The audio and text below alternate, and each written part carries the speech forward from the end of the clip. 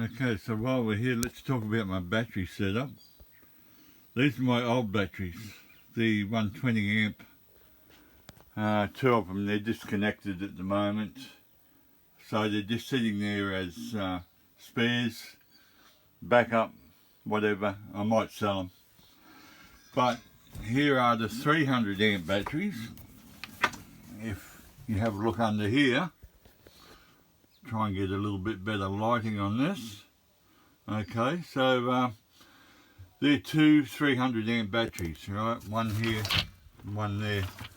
Now these bolts sticking through the floor that have been, if you can see that, they've been ground off, and they're lock bolts, nylock nuts.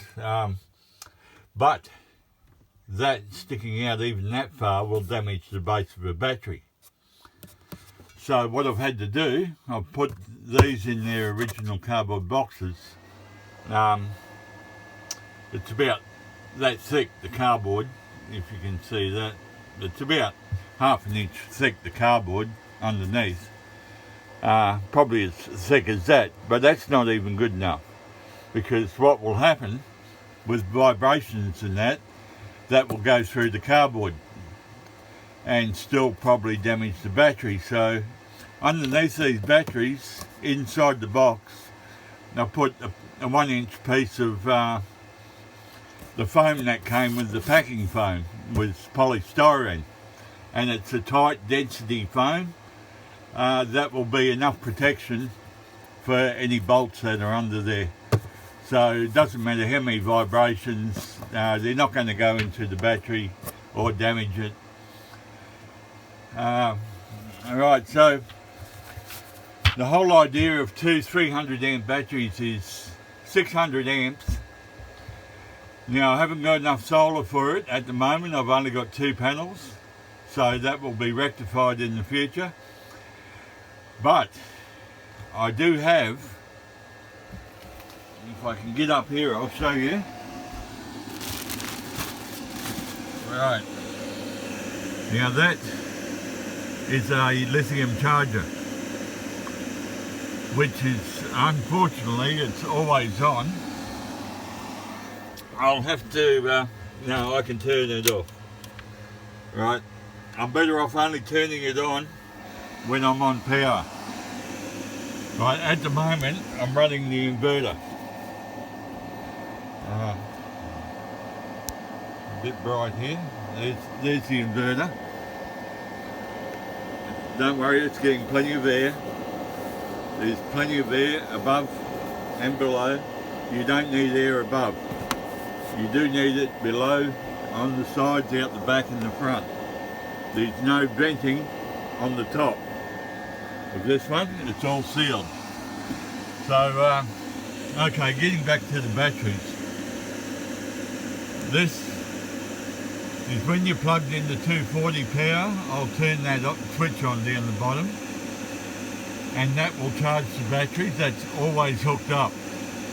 And what I've done, these clamps here, these ones, I've got that hooked up to a proper $400 charger, and that works on 240 volt as well, of course. It's a smart charger. It's got 7 stages. It automatically detects 12 volt battery. It's good for lithium as well. So when I stop at a caravan park, I'll have 2 chargers going at once, and within a 24-hour period, both of these batteries, these big batteries, will be topped up fully. Now my idea, seeing I don't have enough solar at the moment, is to see how long I can last without having to book into a caravan park for 24 hours and use electricity.